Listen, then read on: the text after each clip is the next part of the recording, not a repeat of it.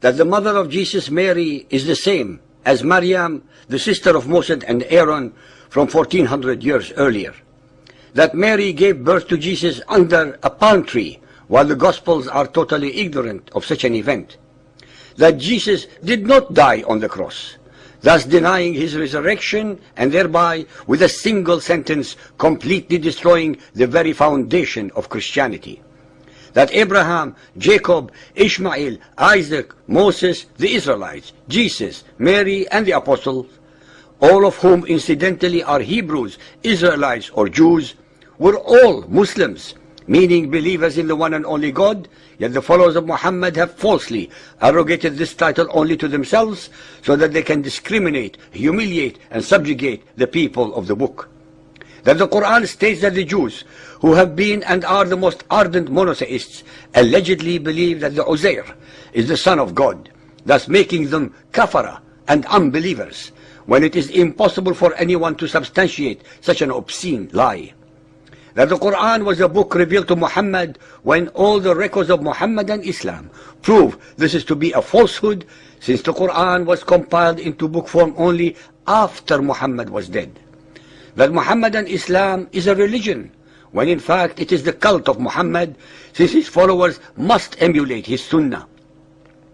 That Muhammadan Muslims have various beliefs and traditions, when in reality they are entirely based upon perverted, contorted, and twisted historical and religious events, as shown in our series. That jihad is a spiritual struggle, when all the verses of the Quran and Hadiths clearly depict it otherwise. The ultimate goal of all male followers of Muhammad is to die fighting all unbelievers, fi sabilillah, that is, for the sake of Allah. It is actually considered the sixth pillar of Muhammadan Islam. And in the ultimate of circular logic of Muhammadan Islam, it is Allah in his infinite wisdom and compassion who has predestined certain believers to righteously massacre and slaughter all unbelievers, whom Allah also predestined as such in the first place. Ladies and gentlemen, it is common knowledge that the Almighty, by whatever name we may give him, must be all-knowing, that is, omniscient, as well as infallible, merciful, and compassionate. Blasphemously, the Quran proves that Allah, if Allah were God, is otherwise uncertain, vacillating, fallible, merciless, immoral, and unjust. There are hundreds more of such differences and inconsistencies between the Quran and the Bible. As far as we know, based upon all the above information, we have very limited choices in trying to understand how this is possible. How the divine, who allegedly revealed the Quran, can be so wrong and so full of hate. You, our listeners, have the freedom to make up your own mind and conclusions. We, nonetheless, would like to share our own conclusions with you. In our opinion, we believe that the answer is very simple. Since it is illogical to accept that any omniscient, merciful, and compassionate God would have revealed all the discrepancies, hate-mongering, warmongering, discrimination, racism, hypocrisy, grammatical errors, as well as the historical and character dislocations, mendacities, abnormalities, inconsistencies, time and space displacements that permeate the verses and chapters of the Quran, then only one conclusion can be possible. That every letter, every word, every verse, ayah, and every chapter, surah in the Quran are the product of Muhammad's personal thoughts and imaginings, his own hatreds, anger, lust, jealousy, fears, envy, and incomprehension. They are totally the secretions of his mind based upon his distorted recollections of stories and tales he had heard in earlier times from Jewish and Christian individuals. In summation, they actually represent his own alter ego, cleverly projected into the unsuspecting mouth of Allah, the supreme pagan rock god of Mecca, embedded into the corner wall of the Kaaba called the Black Stone. The major players in the Quran, Muhammad, Allah, Gabriel, and Satan, are actually one and the same. They are all Muhammad himself, while Allah, Gabriel, and Satan are mere props required to give his alleged revelation sanctity and divine authority. After 13 years of preaching to his own tribe and relatives among his pagan Arab audience, consisting mostly of illiterate, superstitious, unlearned, and gullible people, even so, less than 100 of them swallowed Muhammad's claims and posturing for prophethood. Muhammad was not able to convince even most of his own kith and kin of his claims as the messenger of Allah, let alone the more educated, Judaized and Christianized Arabians who knew that every ethical, judicial and moral precept, concept, thought or idea in the Quran had been plagiarized, plundered, pirated and or perverted from their Bible and scriptures. In the end, he had to use terror, bribery and slaughter to bring them all under his control and force them to submit to him. There is, in the final analysis, absolutely nothing divine about the Quran. And any follower of Muhammad, anywhere on this planet, who would attempt to challenge these statements and conclusions based entirely on the Muhammadan records themselves, will have the same probability of success as finding a snowflake in Muhammad's inferno. The picture that the world receives from the followers of Muhammad paints him as a valiant, honorable, just and fearless warrior. What is the reality and what are the facts? The greatest threat to the exposure of the falsehood of the Quran are knowledge of the Quran, Hadiths, the Hebrew Bible, the New Testament, and related scriptures and history. As we have repeatedly shown and will continue to do so in our series, that without a doubt, it is by divine justice that the very Hadith that explain the Quran to the followers of Muhammad are the very ones which completely and utterly destroy its alleged divine origin and its veracity, as we shall prove yet again in this chapter. Sahih al-Bukhari Hadith 4.54, narrated by Abu Huraira. The Prophet said, "By him in whose hands my life is, I would certainly never remain behind an army unit setting out in Allah's cause. By him in whose hands my life is, I would love to be martyred in Allah's cause and then get resurrected, and then get martyred and then get resurrected again, and then get martyred and then get resurrected again, and then get martyred." Muhammad, in his own words, admits that he did not fight in most of the raids that he either initiated or conducted.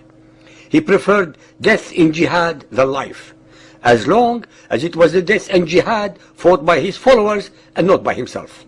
What a spineless coward! He sent his simpleton and gullible followers to their demise with promises of booty and rape if they survived, and unlimited sensual and sexual pleasures in his perverted version of paradise if they got slaughtered. With such promises, they could not go wrong whether dead or alive. Then the brave Muhammad, who did not fight, boast of how he would have preferred to die in the way of Allah in jihad again and again and again. Ibn Ishaq 373. The apostle wore 2 coats of mail on the day of Uhud, and he took up a sword and brandished it, saying, "Who will take this sword with its right?" Muhammad did not get into the pitch of battle, but retired to the top of the hill surrounded by his bodyguards. That is why he gave his own sword to someone else to fight with. It is obvious that Muhammad was no Alexander the Great, nor a Julius Caesar, but a pure coward who had to wear 2 coats of mail, even though he had no intention of exposing himself to danger, but relying on others to die for him, his ideas and his fraudulent promises. Sahih al-Bukhari Hadith 4.276, narrated by Al-Bara bin Azib. The Prophet appointed Abdullah bin Jubair as the commander of the archers who were 50 on the day of the Battle of Uhud. He instructed them, "Stick to your place. You should not leave your place till I send for you." When the infidels were defeated, by Allah, I saw the women fleeing, lifting up their clothes, revealing their leg bangles and their legs. So the companions of Abdullah bin Jubair said, "The booty, O people, the booty! Your companions have become victorious. What are you waiting for now?" Abdullah bin Jubair said, "Have you forgotten what Allah's apostle said to you?" They replied, "By Allah, we will go to the enemy and collect our share from the war booty." But when they went to them, they were forced to turn back defeated. At that time, Allah's apostle in their rear was calling them back. Only 12 men remained with the Prophet, and the infidels martyred 70 men of us. Then Abu Sufyan, the leader of the unbelievers, asked 3 times, "Is Muhammad present among these dead people?" The Prophet ordered his companions not to answer him. The hadith and their history amply prove that those who converted to the followers of Muhammad did not do so for sublime spiritual reasons, but for booty, plunder, rape, and enslavement of the wealth, hard work, and the fruitful produce of other peoples. Sahih Muslim Hadith 4413, narrated by Anas bin Malik. It has been reported on the authority of Anas bin Malik that when the enemy got the upper hand on the day of the Battle of Uhud, the Messenger of Allah was left with only 7 men from the Ansar and 2 men from the Quraysh. When the enemy advanced towards him and overwhelmed him, he said, "Whoever turns them away from us will attain paradise or will be my companion in paradise." A man from the Ansar came forward and fought the enemy until he was killed. The enemy advanced and overwhelmed him again, and they repeated the words, "Whoever turns them away from us will attain paradise or will be my companion in paradise." Another man from the Ansar came forward and fought until he was killed. This state of affairs continued until the 7 Ansar were killed, one after the other. I would like our listeners to remember that I assert again that it is by divine justice that the hadith invariably and repeatedly expose Muhammad's true characteristics for all to study. The gutless but self-declared jihadi Muhammad pretended to be among the Muslim dead and would not answer Abu Sufyan's plain and clear challenges. As usual with Muhammad, he expected others to expose themselves to danger. Any fair-minded and inquisitive person would ask the following questions. Why was not Muhammad at the forefront of the battle instead of being at the rear? Why did he give his own sword to someone else to do the killing with? Why did he wear 2 coats of mail, especially since he had no intention of fighting? Why did he not fight to defend his position, but begged others to die for him? Why did he pretend to be dead if he believed he was the messenger of Allah and that Allah was on his side? Why, at the very end, did he not answer the challenges of the leader of the Quraysh, but expected others to do so? Can any follower of Muhammad answer these simple questions? Ibn Ishaq 380. When the enemy hemmed Muhammad in, he said, "Who will sell his life for us?" 5 of the Ansar arose. They fought in defense of the Apostle, man after man, all being killed. Even though Ibn Hisham had edited Ibn Ishaq's version of events by taking out items that were not complementary to Muhammad, even so, the story as depicted shows an extremely craven and unprincipled man who would send any number of his gullible and unsuspecting believing followers to certain death without lifting a finger to defend himself. Ibn Ishaq 381. Abu Dijana made his body a shield for the Apostle. Arrows were falling on his back as he leaned over him until there were many stuck in it. The first man to recognize the Apostle after the rout, when the men were saying the Apostle has been killed, was Ka'b bin Malik.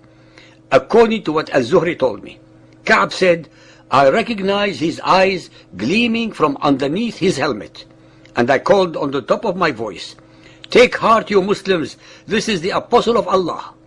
But the Apostle signed to me to be silent." Muhammad, who was pretending to be dead, signaled to him to be silent because he did not want his victorious enemies to know that he was still alive and may attack him again.